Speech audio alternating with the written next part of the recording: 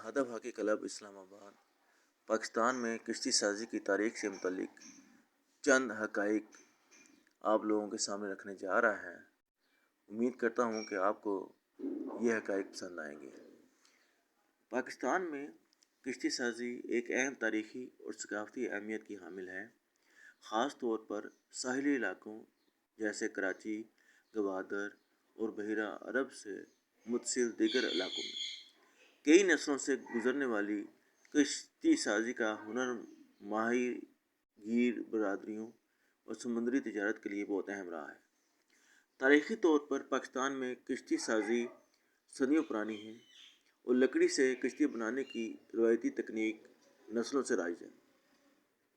یہ کشتیاں جو ہنرمند کاریگروں کے ذریعے تیار کی گئی تھیں، بنیادی طور پر ماہی گیری، نقل و حمل اور پاکستان کے ساحلوں اور دریاؤں کے ساتھ تجارت کے لیے استعمال کی جاتی تھی۔ پاکستان کی کشتی سازی کی تاریخ کا ایک قابل ذکر پہلو مکران کوسٹل ہائی وے کی تعمیر ہے، جو کراچی کو گوادر سے ملاتی ہے۔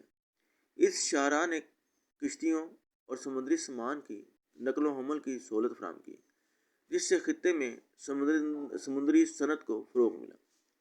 اس کے علاوہ ٹیکنالوجی اور گلوبلائزیشن تیار ہوئے ہیں۔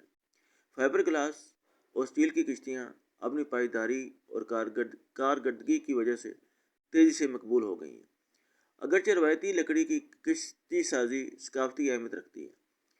مجموعی طور پر پاکستان میں کشتی سازی صرف ایک ہنر نہیں ہے، یہ ورثے، معاش اور اس کی سمندری جڑوں سے ملک کے تعلق کی علامت ہے۔ یہ ساحلی برادریوں کی معیشت اور ثقافت میں ایک اہم کردار ادا کرتا ہے۔